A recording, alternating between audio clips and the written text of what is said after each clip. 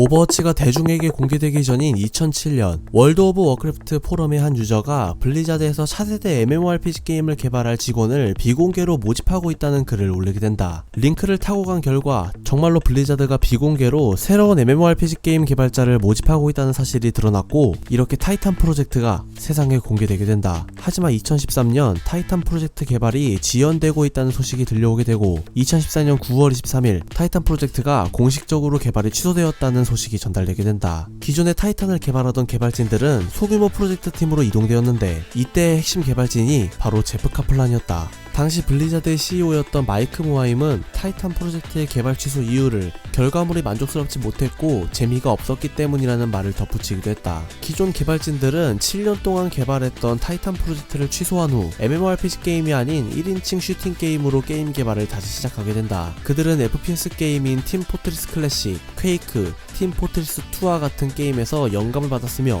기존의 타이탄에서 만들어놨던 컨셉들을 가져와 오버워치의 기틀을 잡게 된다. 그렇게 2014년 11월 블리즈컨에서 크리스 맷젠이 오버워치라는 게임을 공개하게 되면서 무려 블리자드에서 17년 만에 신규 IP 게임을 공개하게 되고, 2016년 5월 24일 오버워치가 정식 출시하게 된다. 한 가지 의아한 점이라면 오버워치 상표권 등록 날짜가 2014년 4월이라는 점인데, 이는 타이탄 프로젝트 취소 발표가 나기 5달 전인 시점이다. 즉 블리자드 내부에서는 타이탄 프로젝트 취소 발표를 하기 전부터 이미 오버워치의 개발이 어느 정도 시작되었다는 것을 알 수 있다.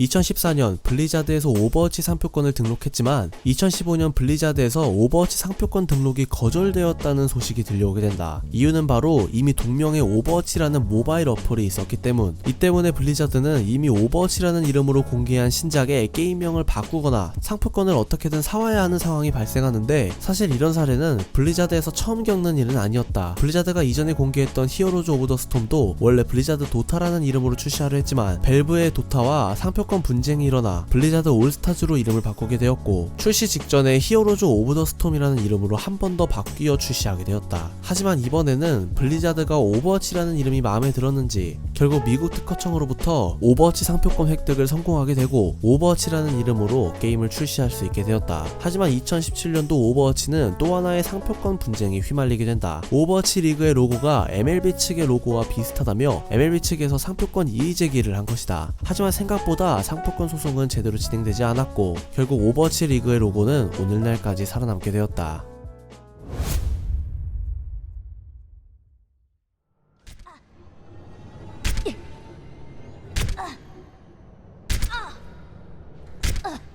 오버워치에서 적군을 맞췄을 때 나는 특정 피격음이 있다. 블리자드의 사운드 디자이너 파울 레키는 적을 맞췄을 때 플레이어로 하여금 적을 맞췄다는 정보를 전해주기 위해서 타격감을 채워줄 소리를 찾아야 했다고 밝혔는데, 그는 어느 날 맥주를 보고 한 아이디어를 떠올리게 된다. 맥주 캔을 딸 때 나는 소리를 녹음한 후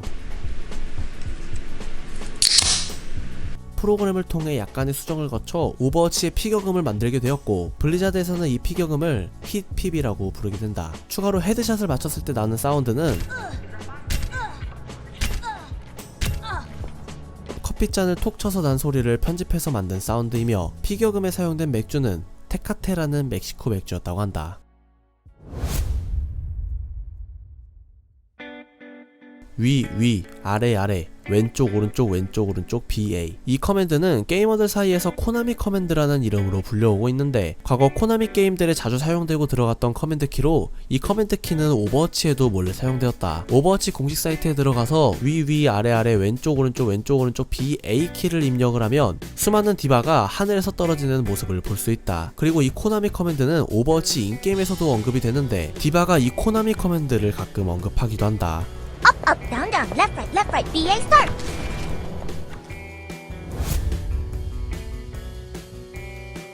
오버워치에서 가장 먼저 만들어진 영웅은 트레이서, 파라, 리퍼, 위도우 메이커였다. 이 최초의 4영웅은 타이탄 프로젝트에서 컨셉을 가져와 만든 영웅들로 오버워치 영웅 개발에 있어서 기틀이 되어준 영웅들이기도 하다. 그중 파라는 원래 개발 직전까지 제대로 된 이름이 정해지지 않아 메르시라는 이름으로 원래 출시하려 했지만, 메르시라는 이름에서 로켓남에서 로켓퀸, 로켓퀸에서 결국 파라로 이름이 최종 수정되어 출시되었다고 한다. 그리고 원래 파라의 이름이었던 메르시는 우리가 알고 있는 지금의 메르시에게로 갔다. 겐지와 한조도 원래는 한조라는 하나의 영웅으로 개발되고 있었지만 개발 과정에서 지금처럼 두 개의 영웅으로 분리가 되었고, 아나의 내부 개발명은 연금술사였으며 루시오의 궁극기는 원래 자신을 제외한 모든 영웅의 시간을 느리게 만드는 기술이었는데, 개발자들이 아무리 생각해봐도 루시오의 궁극기는 너무 역겹다고 판단되어 결국 취소되었다. 맥크리의 상징이라고 할 수 있는 피스키퍼 총은 하프라이프에 등장했던 콜트 파이썬을 기반으로 제작되었다고 하며, 솔저 76는 크리스 맷젠이 작가로 참여한 솔저 76 만화에서 가져온 캐릭터이다. 만화에서는 스키 마스크를 착용하고 있었지만 오버워치로 넘어오면서 외형이 약간 변경되었고, 루시오의 모습은 제셀 라디오에 나오는 주인공의 외관에서 어느 정도 영향을 받은 것으로 보인다. 또 오버워치 출시 당시 트레이서의 승리 포즈가 너무 노골적이다라는 평가를 받아 개발진에서 승리 포즈를 변경한 적도 있었다. 초기 기획했던 컨셉과 많이 달라진 영웅들도 존재하는데, 트레이서는 원래 남자로 개발되고 있었다가 개발 과정에서 여자로 성별이 바뀌었으며, 파라 역시 남자로 기획되었다가 여자로 성별이 바뀌었고, 메르시도 원래는 남자로 기획되었었다. 또 라인하르트는 지금과 다르게 갑옷에 뿔들이 달린 황소 같은 외형을 하고 있었고, 정크렛의 초기 컨셉은 지금의 모습과는 많이 점잖은 모습을 보여준다. 맥크리 벨트에 새겨진 BAMF의 뜻은 Badass Motherfucker의 약자이며, 정크렛이 매일 가지고 다니는 수통에는 버블티가 들어가 있다고 하며, 쉬는 시간마다 정크렛은 로드워그와 수통에 담긴 버블티 한 잔을 마신다고 한다. 자리 앞 팔에 있는 문신 512는 자신의 역도 최고 기록인 510kg을 의미하기도 한다. 바스티온의 새 이름은 가니메데로, 이 이름은 그리스 로마 신화에 등장하는 가니메데에서 따온 것인데, 여기엔 재미있는 일화가 하나 존재한다. 오버워치 개발에 영감을 주었던 팀 포트리스2에도 메딕이 기르는 애완새인 아르키메데스가 등장하는데, 이 아르키메데스라는 이름도 그리스어이기 때문에 오버워치의 가니메데와 아르키메데스 둘 다 조류이면서 이름이 그리스어라는 공통점이 존재한다. 로드오그 루돌프 스킨에서 총 부분을 잘 살펴보면 From 정크렛이라 쓰여 있는데, 이는 정크렛이 크리스마스 기념으로 선물해준 총으로 보인다. 위도우메이커의 오른팔을 보면 글씨로 된 문신이 있는데, 이 문신은 프랑스어로 악몽을 뜻한다. 토르비온의 궁극기 이름 몰튼코어, 초고열 용광로는 월드 오브 워크래프트에 등장하는 던전의 이름이기도 하다. 파라의 대사 중 하나인 로켓 점프요? 위험해 보입니다만. 라는 대사는 퀘이크와 팀 포트리스2에 있는 기술 중 하나인 로켓 점프에 대한 언급이며, 도라도에서 레킹볼을 선택한 후 종을 다음과 같이 순서대로 치면 오버워치 노래를 부르며 흥얼거린다.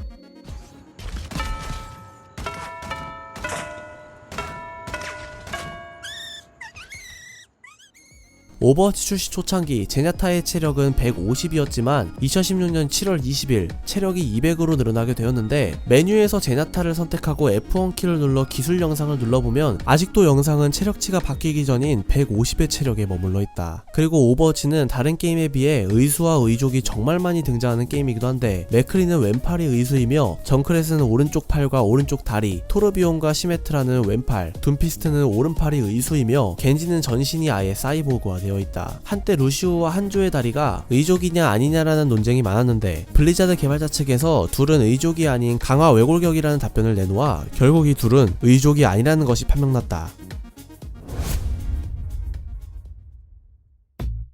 아노비스 신전에서는 하스스톤이 플레이되고 있는 모니터와 히드라리스크 2개골을 볼 수 있고, 신전 곳곳에 있는 상용 문자를 자세히 들여다보면 월드 오브 워크래프트 호드의 문양이 새겨져 있는 것도 확인할 수 있으며, 공격팀이 나오는 입구 쪽에는 멀록이 하나 그려져 있는데, 이 멀록에 눈을 쏘면 멀록의 소리가 난다.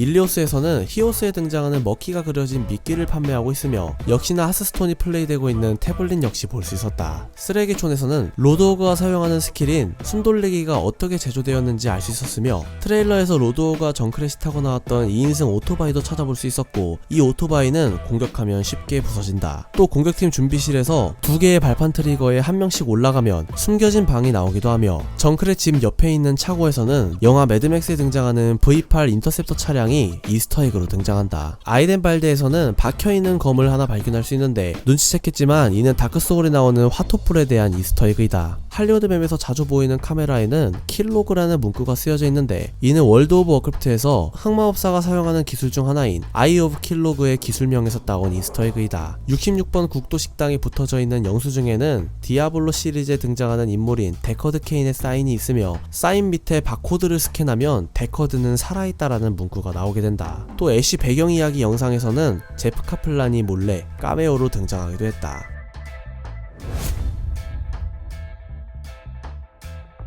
오버워치에서는 게임 도중 스프레이라는 것을 뿌릴 수 있는데 영웅마다 뿌릴 수 있는 스프레이가 다 다르기 때문에 굉장히 다양한 스프레이들이 존재한다. 오버워치 개발자 측에서 노린 건지는 모르겠지만 스프레이끼리 합치면 하나로 완성되는 스프레이들이 존재한다. 라인하르트와 자리아의 팔씨름, 라인하르트와 메이의 탁구를 합쳐 이런 것도 가능하다. 라인하르트와 파라의 얼음낚시, 겐지와 한조의 음향도, 로드호그와 정크렛의 겨울, 아나와 솔저 76, 메르시와 모이라의 오버워치 등이 있다.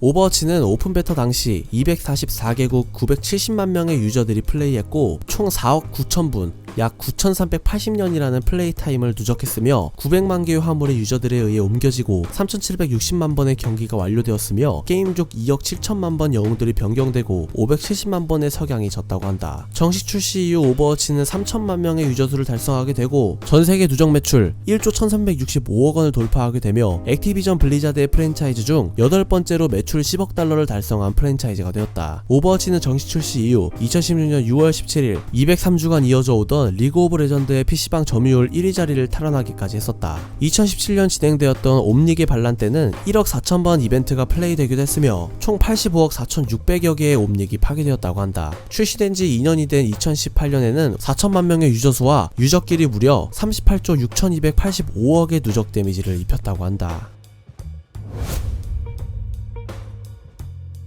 2018년 8월 22일 공개된 오버워치의 쟁탈전 맵 부산. 이 부산 맵에도 작은 비하인드 스토리가 존재한다. 오버워치 개발진들은 부산 맵을 개발하기 위해 직접 부산에 방문해 부산 현지의 소리들을 녹음했다고 하는데 실제로 부산 맵에서 들리는 대부분의 소리는 제작진이 부산의 자갈치 시장, PC방, 광안대교와 용궁사를 직접 답사해 녹음한 소리들이다. 사찰맵에서 등장하는 한국 전통 악기들을 두드리면 모두 각자 고유의 소리가 나는데 이 소리들은 모두 한국예술종합학교와 협력해 녹음한 소리들이며 부산역에 가면 작게 안내방송이 흘러나오는데